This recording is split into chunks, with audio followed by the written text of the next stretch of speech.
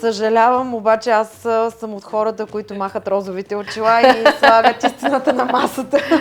Собствениците на имоти не обичат да си вписват договорите за наеми, защото това означава всички тези средства да излязат на светло факт. и да дължат данъци към тези средства. Те никак не са малко на година. Ами, какво се случва, примерно, дали може да се унаследи имот, който е придобит чрез такъв вид владение?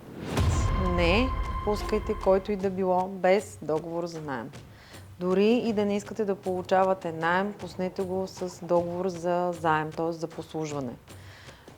Намерете начин, под който да имате подписан между двете страни документ, в който да е ясно кой какво качество има, за да не си късате след време главата. Системата, да, трудно можем да прецакаме от срещната страна, ако това ни е целта. С наемите ясно, там няма как да се добие такъв имот. За съжаление, май на голяма част от софиянците основно.